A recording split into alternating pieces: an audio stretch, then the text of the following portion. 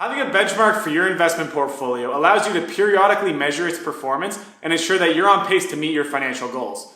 In other words, benchmarks are very important. When it comes to large cap US equities, there are really two benchmarks that investors can use: the S&P 500 and the Dow Jones Industrial Average. While the differences may not be clear on the surface, these two indices have very different characteristics. In this video, I'm going to explain why we choose the S&P 500 as our favorite benchmark for large cap US equities. To begin, let's talk about the characteristics of the S&P 500. The S&P 500 is most well known for containing the 500 largest US stocks by market capitalization. The index also has other criteria, including universe. All constituents must be US companies.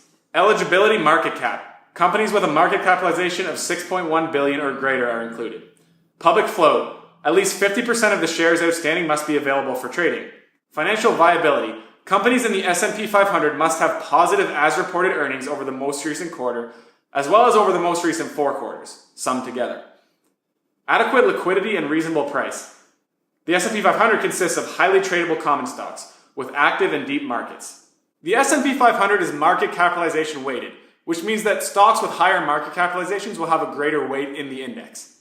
If you're interested in learning more about the S&P 500, check out the description of this video where you can download a free database of all the S&P 500 stocks along with their financial characteristics.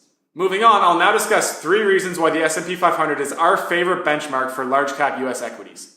The first reason has already been mentioned in this video. The S&P 500 is market capitalization weighted, not price weighted.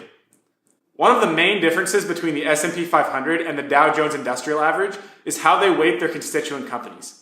As we've discussed earlier, the S&P 500 is market cap weighted, which means that larger companies have a larger weight in the index.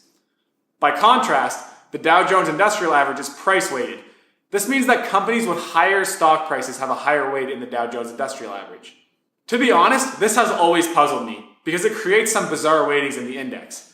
For example, take a moment to guess the 3 Dow Jones components with the highest weightings. Are you ready? The 3 Dow Jones components with the highest weightings are Boeing, United Health Group, and Goldman Sachs. Clearly, these are not the 3 largest companies in the United States. They're only the largest constituents within the Dow Jones because they have the highest stock prices. For context, the actual 3 largest companies within the United States markets are Apple, Amazon, and Google. This weighting peculiarity means that stocks that are chosen somewhat arbitrarily have an outsized impact on the Dow's performance. Underperforming the Dow may not mean that your portfolio is doing poorly. It may just mean that you are underweight Boeing for one reason or another. The next reason why we prefer the S&P 500 is because it is much more diversified than the Dow.